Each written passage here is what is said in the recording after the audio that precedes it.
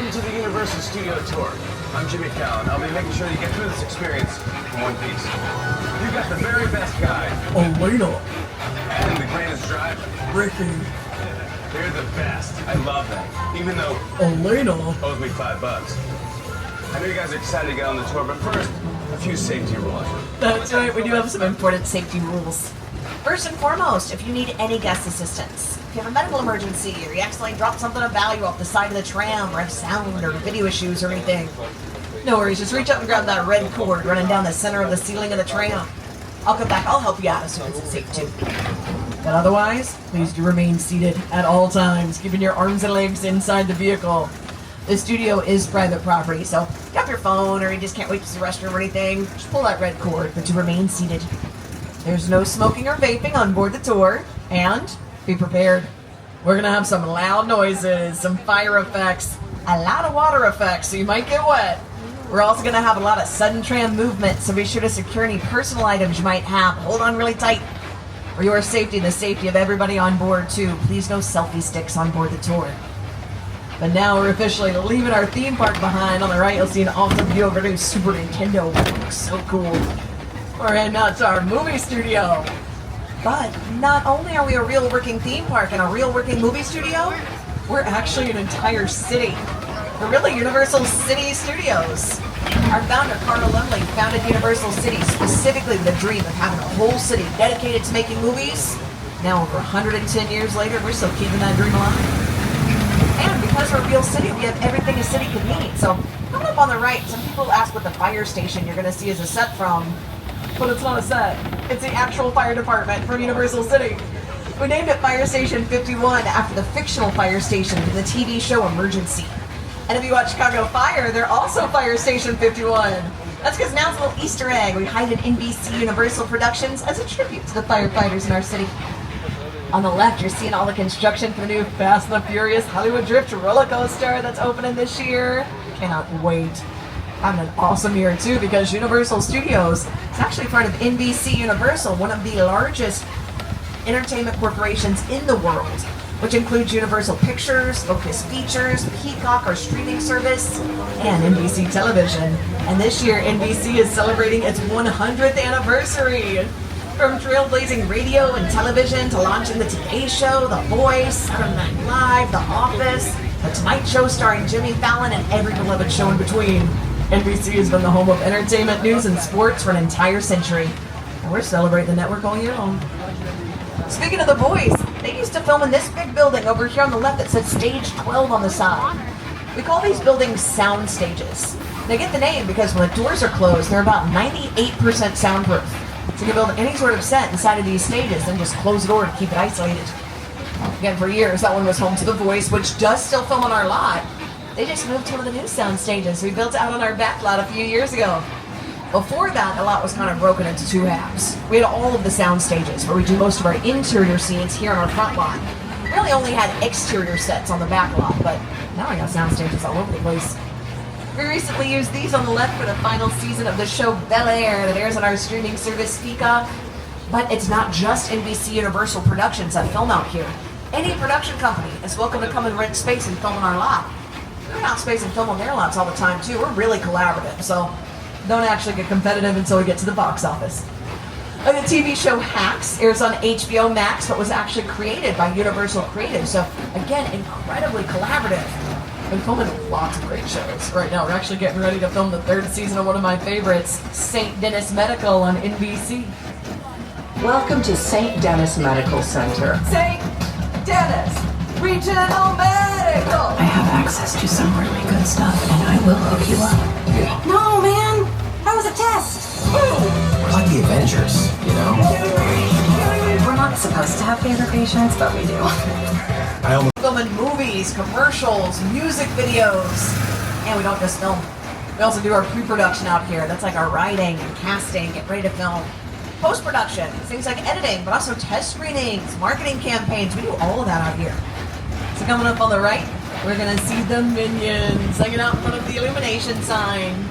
Illumination is the company that brought us Despicable Me and The Secret Life of Pets. They're one of the companies that have their offices out here in our lot.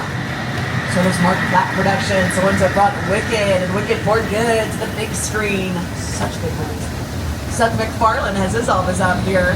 Another series we've been filming is the prequel series for Ted. It just started airing the second season on Peacock. You'll see Ted hanging out in front of these offices. We call our production bungalows on the left. And here's Seth MacFarlane to tell us what it was like filming this series right out here in our lot. Hi everyone, Seth MacFarlane here, and I'm excited to share with you a behind-the-scenes look at my Peacock original event series, TED.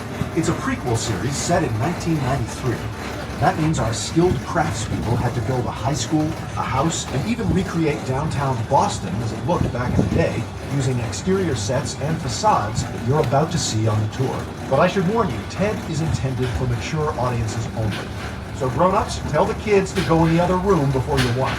Oh, come on!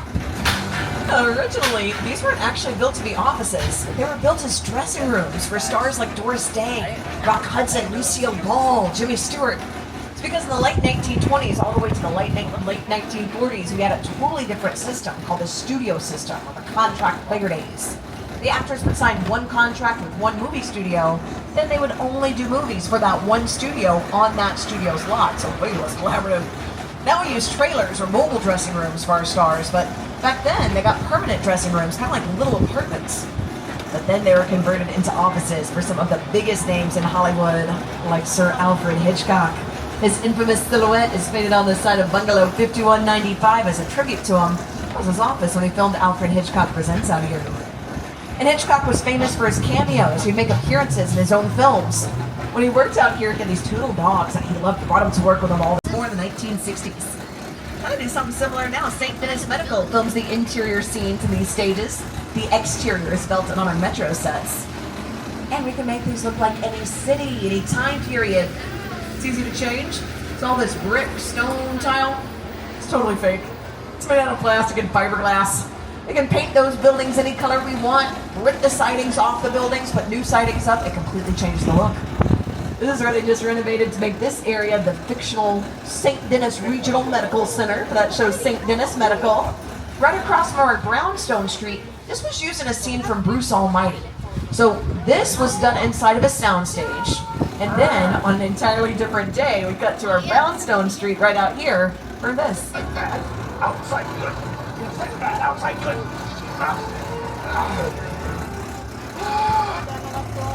They don't have the signs in there.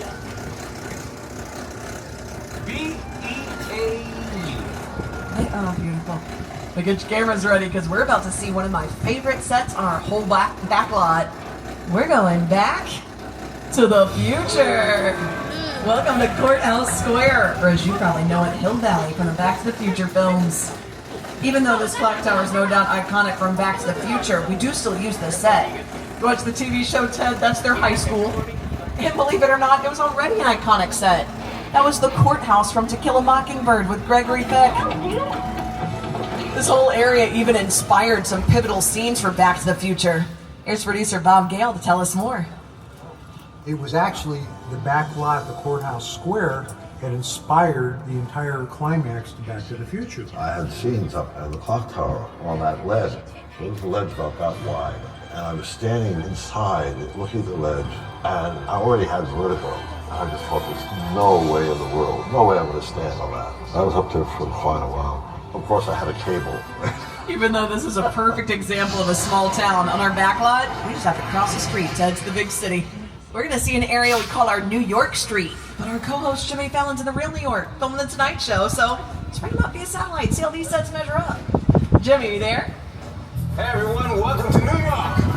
I got my start right here in New York on Saturday Night Live. This is actually my old neighborhood. Once got mugged over there by an old woman. Tough lady. This is my favorite hot dog guy. Hey buddy, how's it going? Remember me? No. Just like old times. Gotta love New York City. Hey, I'm walking here! I'm walking here! Hey, it's cool guys. I was just walking there. So it's not exactly New York, but a lot of times when you see New York in the movies, it was shot right here on the Universal Metro sets. Now, see a lot of you looking over at the left of that super fake-looking flat wall, that big mural over there. We can look at it, we can tell it's totally fake, totally flat, but we have two eyes or two lenses, so we can tell depth perception. The camera only has a single lens, so it's a lot easier to fool. On screen, that mural, looks like this. It's this building right in the center. Isn't that wild? Now, I actually renovated this whole area back in 2008, made all of these sets HD friendly. We extended all the buildings over 50 feet tall so they look more like actual New York City skyscrapers as well. But even though we call it our New York Street, it doesn't have to be New York City. It could be absolutely any city that we want. We make it Boston for Ted. It's been Chicago for our Academy Award-winning Best Picture, The Sting, that filmed out here. Make it London a lot. It was used for London for Austin Powers 2, The Spy Who Shagged Me. The Prestige with Christopher Nolan, an amazing director who's worked with us several times. One of our favorite directors too, Lord of the Rings and King Kong director Peter Jackson, even made a little something special in this part of our lot, just for all of you. It's the original King Kong that made me want to direct movies. I saw that movie on TV when I was about 8. Kong literally does that. I mean, you're on board the ship, you're sailing to a lost island, you're encountering monsters and creatures from, prehistoric times. So I was thrilled when Universal invited me back to Skull Island. And it's great to have you along for the ride. I got a feeling it's going to be a bumpy ride too, so be sure to secure any loose items you might have now. Hold on tightly to all of your belongings. You don't want to drop anything in here. If you drop something in here, there's a possibility we might not be able to get it back out again, so hold on really, really tight.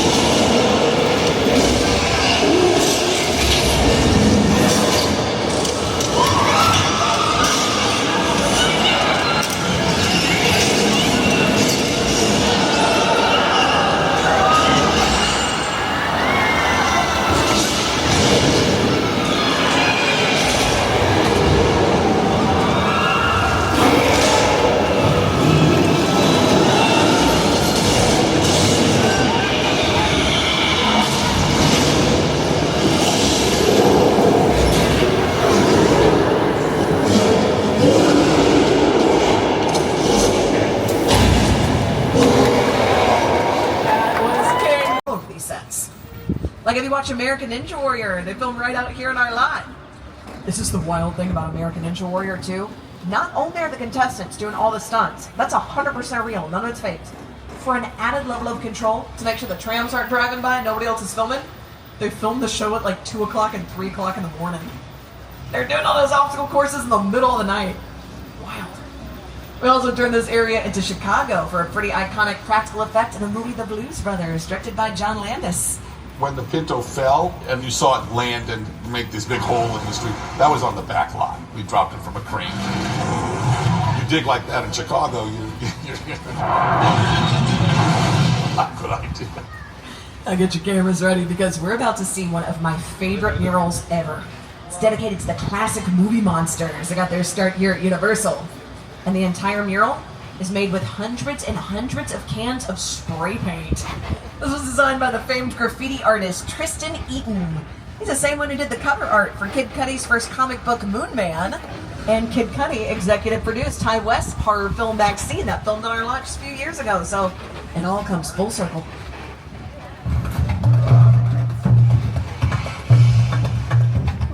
An instrumental part of the process of designing these murals was getting to go to the Universal Archive. Going there, I got to see in person props from the movies, photos from behind the scenes, original illustrations from those movie posters, all this stuff. I had an early affection for movie monsters. I was always fascinated by the magic behind making movies, but I fell in love with zombie movies and monster movies as a young kid. On the left, you'll see the Voice logo painted on the side of Soundstage 31. They're getting ready to film the Voice Battle of Champions. That's the new soundstage they moved in. One of the 7 sound stages on our lot that was actually specifically built for a studio audience. So is Soundstage 33, that's home to Reba McEntire's new show, Happy's Place. But talking about our horror history, this pretty little lake in front of these sound stages, This was once the Black Lagoon from the movie The Creature from the Black Lagoon. Still looks pretty similar, too. You can see it was supposed to be the Amazon River, but the Hollywood Hills make their cameo in the background. Whoops. Now, The Creature is just one horror icon who got to start here. All the greats, like Dracula, Frankenstein, the Wolfman, the Hunchback of Notre Dame, the Invisible Man. Oh, it's right there! They all got there and started this next part of our lot that we call Little Europe. Now, we call it that because we can dress it up to look like any European town we want. We're just about switching up languages on the signs out here. To be honest, though, it could be pretty much anywhere. Get your cameras ready, too. They've been using it for a new production, and I'm not allowed to tell you what's filming out here, which means it's something pretty cool. So take lots of photos and videos as we go by this area. Just a heads up, too. We're also coming up to about the halfway mark from the end of the tour, so just another reminder for your safety, please do remain seated with your arms and legs inside the vehicle. Hold on tightly to all of your belongings, but if you drop something or just can't wait to use the restroom, you need any assistance, just pull that red cord. I'm more than happy to come back and help you out. Don't put your cameras up. We're getting a really cool opportunity. They're letting us go inside of an actual sound stage. They've been filming in here for a new production that right now they're calling Ticket Machine Heist, but it's probably going to change. A lot of times use a code name when we film. The scene is supposed to take place inside of a subway station inside of San Francisco. Each of the props and set dressings in here were either bought for this production, custom made for the production, which we can do right here on the lot, or rented from Universal's costume and props department. We have the biggest costume and props department in all of Hollywood. Literally millions of items, anything that a production can need. And we don't just rent to Universal Productions. Any production company is welcome to come and rent from us. But anything custom made for Universal Production will also go back to the prop department. Okay, everybody just hold on real tight. Remain calm, remain seated. That was a tiny terminal. All the time. Okay. Hold on real tight. This sure, it's fine. It's just the, oh no. No. Okay, this is a lot for much further than I thought. Oh man, back down the left. Oh, the roof. The roof is on fire. No, the roof, that roof just collapsed and caught fire. Okay, I guess everybody just hold on.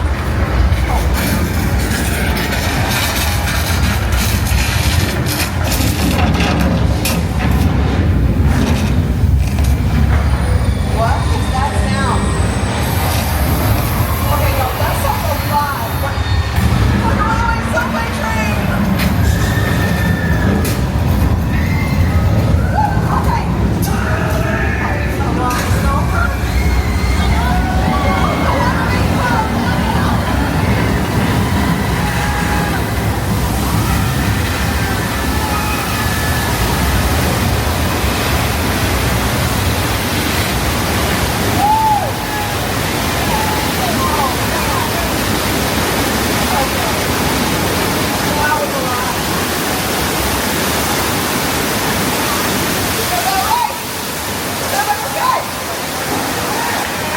A round of applause for Joseph Mike, everybody go big one! We created that earthquake attraction based off the movie Earthquake!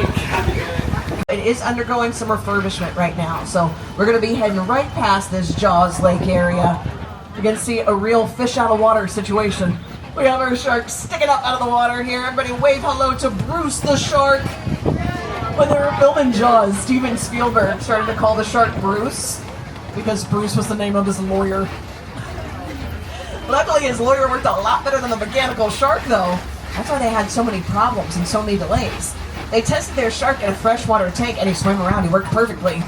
But then for realism, they decided to film on location at Martha's Vineyard. And nobody thought about the fact the salt water might react differently. They put Bruce in the water, the salt jammed up all the gears, and the entire mechanical shark sank to the bottom of the ocean by the end of the first day of filming. I know, right? Yikes. Ended up working out for us, though, because again, those delays led to the very first summer blockbuster ever. That's really what changed the Hollywood system. The reason the really big movies come out in the summertime now is because of the success of Jaws. And anytime that you have water in a scene, it's going to add some extra challenges. Like when you see a big rainstorm on screen, usually we got to make those ourselves. So we're going to show you how in the next part of our lot, we're going to check out that we call Old Mexico. We got our crew all set up. What we're going to do is combine a few different elements together to create the overall illusion. Now, we also did put some speakers out here to play the sound of thunder. That's really just for you.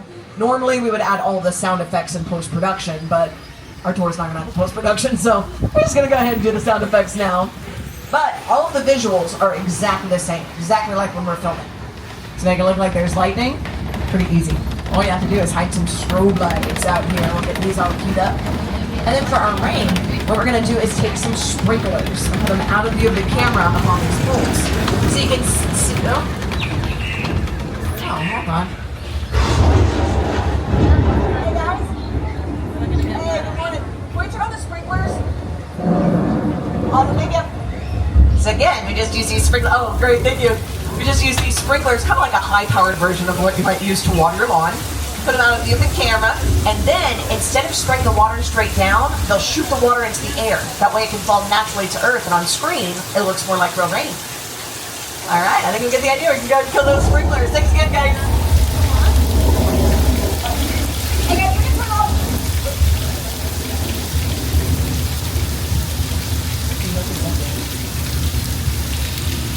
I think the crew looks like he's ready to turn off the water.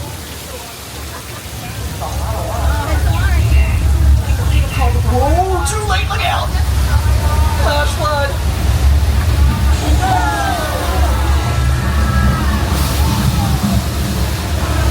Now all the water is gonna go under the bridge where it's up to the top of the hill to be released and recycled over and over again for the tours. But that's not just for the tours, that is a real set. Lady Gaga filmed a music video out there. She refused to use her stunt double. Kid on a tour bus. Remember, in those days there weren't trams, there were buses called the Gray Line Tour Bus, and I was so excited and thrilled to be on the lot. This was my first time ever on a movie studio lot, and during a bathroom break I hid in the bathroom, and when everybody left to get back on the bus, I waited another 15 minutes until I'm sure the bus left, and then I had the entire lot to myself that day. And in those days, movie lots were so crowded because all movies were made on film lots. Today they're made all over the world, on locations, but most of it was focused in those days, in the 60s, on the film lots. So nobody noticed me when I was going around from soundstage to soundstage, and I really felt, in my own young way, I owned the lot and had the most amazing day of my life. We went on to make some of the most amazing movies ever for Universal Studios, like Jaws. Now, we really do use all of our lot for filming too, even our Jaws Lake. We're passing by it one more time over here on the right. Look really close this time at the dock. It's got the words Cabot Cove painted on the side, because at one point, the entire area was Cabot Cove, Maine, for the TV show Murder, She Wrote with Angela Lansbury. The happiest theme song ever for a show about murder. Going up on the right, we're gonna see our chicken ranch. That was once Miss Mona's Chicken Ranch, the movie Best Little House in Texas. This is where Dolly Parton famously sang "I Will Always Love You." And in Hollywood, we kind of have an unwritten rule. We're only gonna build what the camera's gonna see. That's their entire neighbor's house. But get your cameras ready. We're about to go down one of the most famous streets in all of Hollywood. We call it Colonial Street, but you might recognize it as Wisteria Lane from ABC's Desperate Housewives. This is also where they filmed the TV series Ted. Now, here on your screens, this is the house from Ted. It's all beat up, a little rundown. That's on purpose. It's part of the plot, so they distressed it to make it look that way. But we just reused these sets for the new TV series The Burbs on our streaming service Peacock. They used the same house from Ted, but it's supposed to look brand new. All you had to do is add a fresh coat of paint. This pretty white house over here on the right is the same one here on your screens from Ted. And this is how the whole neighborhood looks in that new series, The Burbs.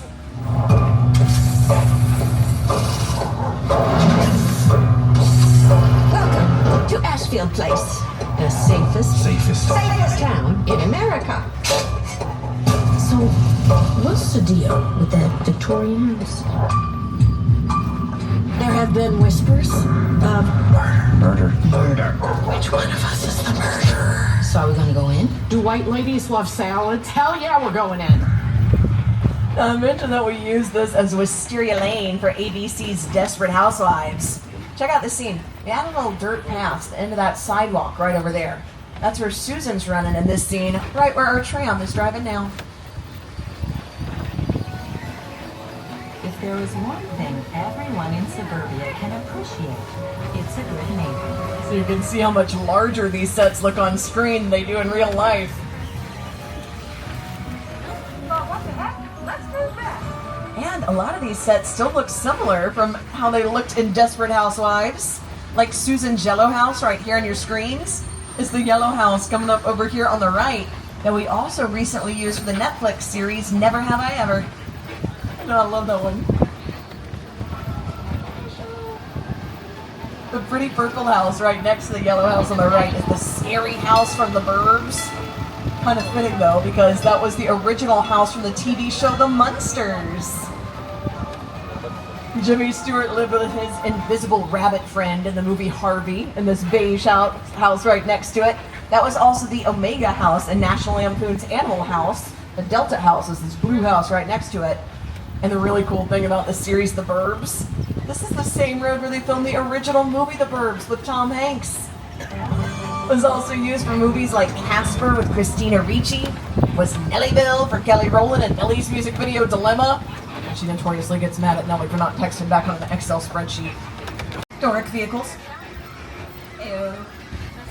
Our vehicles from How the Grinch Stole Christmas are just modified golf carts with fiberglass shells so they do drive around.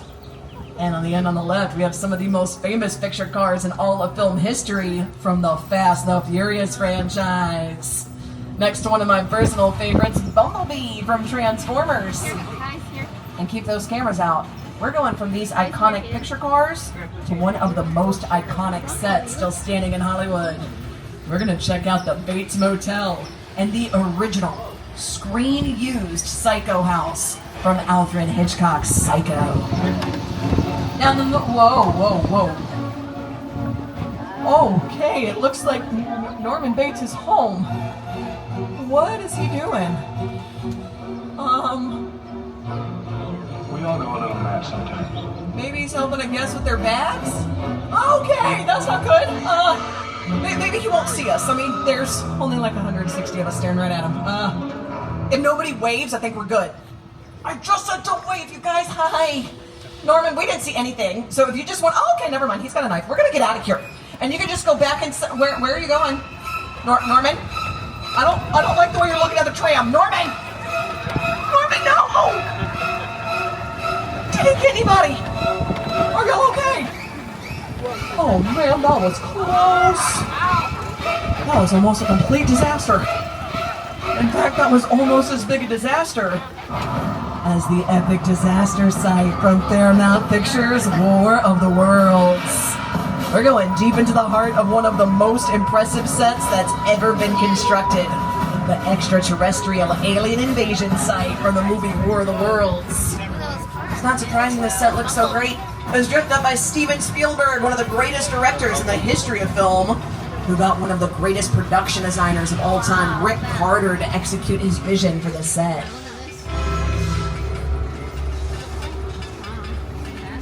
The airplane crash set is a perfect example of a set that is all designed around a vision of Steven. You forget to sit down and talk about the way well. I thought, what if the 747 goes right in a big neighborhood? Because it's just something you don't see. That's a real 747 they brought out just to be ripped apart and destroyed for the scene. Part of what makes the scene work so well, though, is not only the fact that it's visually stunning, the sound design is incredible. We never actually see the plane crash, we just hear the sound effects and then see this aftermath, and so we can kind of picture it in our heads. That makes it even more terrifying. Another director who is so good about using his sound design to help build suspense is Jordan Peele. A perfect example is his movie Nope. So we're going to show you what we're talking about. We're going to check out some sets from Nope. Put your cameras on video mode. So we're not just checking out how good these look. We're going to check out their sound design too. Get ready. We're heading to Jupiter's Claim.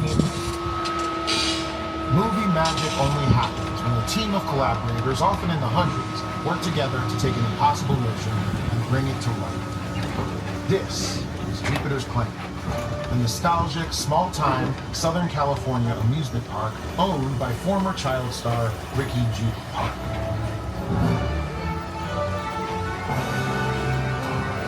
Over there, look into the Winking Well and have your picture taken just like the kids in that old 90s movie Kid Sheriff.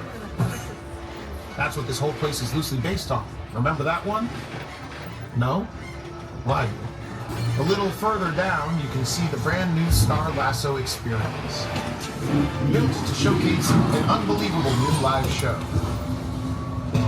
It's not looking so live anymore. Anyway, behind this Hollywood fantasy of a gold rush frontier town lies a sinister secret. It is smack dab in the center of the UFO.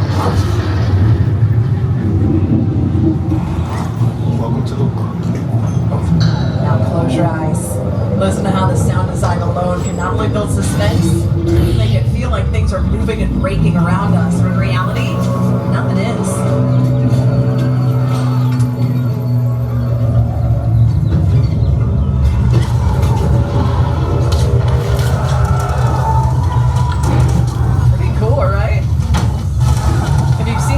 They filmed on location in the desert in Agua Dulce. They reassembled the whole set exactly like it was for the movie, just for our tours. And it's a fitting finale for the tour, too. The fictional Jupiter's Claim theme park from Jordan Peele's movie Nope is now going to start heading back to our real theme park. And on the way, coming up on the right, we'll see one of the largest freestanding backdrops in the entire world. It's called Falls Lake. Right now it's bright blue. It can also be bright green. Either color works for green screen technology. The really, really cool part is the huge pit in front that holds almost 3 million gallons of water. For Norman Bates and Marion Crane's car in the movie Psycho. They built the backdrop, though, for the sequel to Jaws, Jaws the Revenge, in 1987. They didn't even use CGI. They painted these clouds onto the backdrop, and they just moved the camera around a lot so you couldn't tell they're always the same. Doesn't have to be water, either. For the Hulk, they pretty much built the whole village out there. And Tom Hanks filmed some epic scenes in that area for movies like Apollo 13 and Sully. So did Jim Carrey. In Bruce Almighty, it's where Bruce walks on water. And in The Truman Show, that is the end of Truman's World. Which also brings us to the end of our tour. So let's give a giant round of applause to our phenomenal driver, Ricky! Once again, I've been your guide, Elena, and you've been incredible. We hope that you enjoyed